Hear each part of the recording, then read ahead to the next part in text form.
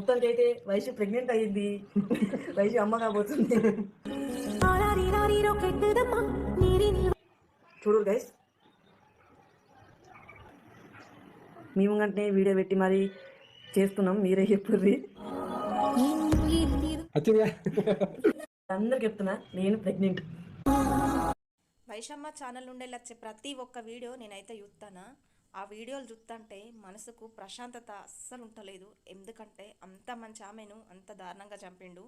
అంతేకాదు కొందరు సోషల్ మీడియాలో పెట్టేది ఏంటి అంటే, తను ప్రతిదీ వీడియో తీసి పెట్టింది కాబట్టి వాడు మనసు అలా అయిపోయి చంపిందట. అసలు ఆ మాట అనడానికన్నా కొంచెమన్నా బుద్ధి ఉండాలి. ప్రతిదీ తను సోషల్ మీడియాలో పెట్టింది కాబట్టే చంపింది వాడు అని తెలిసింది. లేదంటే అంత ప్రేమ చూసుకున్నాడు భార్యను ఎందుకు చంపుతాడు? అసలు తనకు ఎవడు పగ ఉన్నాడో వచ్చి ఎవడు చంపిపోయిండు అని ఒక నిందేశటులు.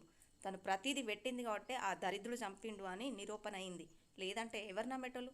ఇవాళ రేపు సాక్ష్యం లేనిది ఎవరైనా నమ్ముతారా? ఎవ్వరు నమ్మరు. తను అలా పెట్టుకోవడం వల్ల తన జీవితానికి ఒక సాక్ష్యం దొరికింది. లేదంటే తన చావుకు కూడా ఒక అర్థం లేకుండా పోయేది. ఎట్లా పడితే అట్లా మాట్లాడకూర్రి, కొంచెం అర్థం చేసుకొని మాట్లాడుర్రి.